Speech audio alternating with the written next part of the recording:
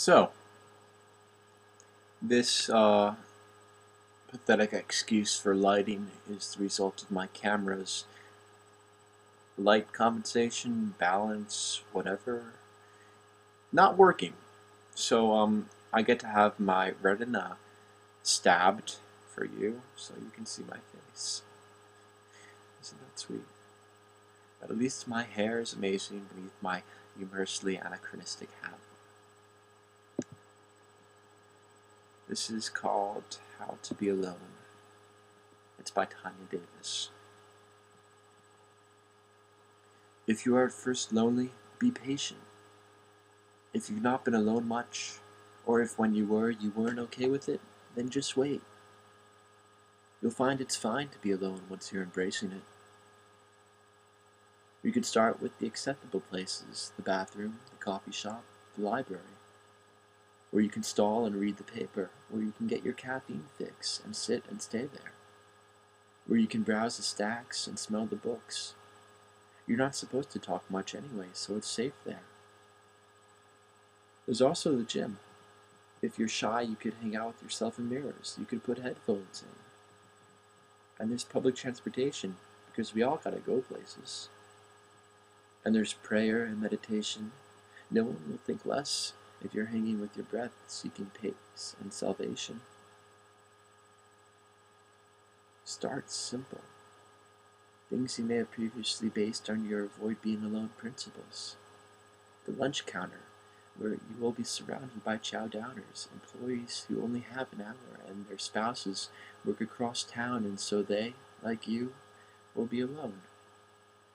Resist the urge to hang out with your cell phone. When you are comfortable with eat lunch and run, take yourself out for dinner. A restaurant with linen and silverware. You're no less intriguing a person when you're eating sole dessert to cleaning the whipped cream from the dish with your finger. In fact, some people at full tables will wish they were where you were. Go to the movies, where it is dark and soothing, alone in your seat amidst a fleeting community, and then take yourself out dancing to a club where no one knows you. Stand on the outside of the floor till the lights convince you more and more and the music shows you. Dance like no one's watching, because they're probably not. And if they are, assume it is with the best of human intentions. The way bodies move genuinely to beats is, after all, gorgeous and affecting. Dance until you're sweating, and beads of perspiration remind you of life's best things, down your back like a brook of blessings. Go to the woods alone, and the trees and squirrels will watch for you. Go to an unfamiliar city, roam the streets, there's always statues to talk to, and benches made for sitting give strangers a shared existence, if only for a minute, and these moments can be so uplifting, and the conversations you get in by sitting alone on benches might have never happened had you not been there by yourself. Society is afraid of alonedom. Like lonely hearts are wasting away in basements, like people must have problems if after a while nobody's dating them. But lonely is a freedom that breathes easy and weightless, and lonely is healing if you make it. You could stand, swathed by groups and mobs, or hold hands with your partner, look both further and farther for the endless quest for company.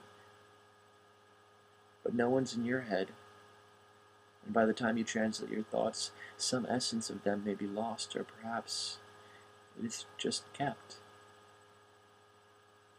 Perhaps in the interest of loving oneself, perhaps all those sappy slogans from preschool over to high school's groaning were tokens for holding the lonely at bay.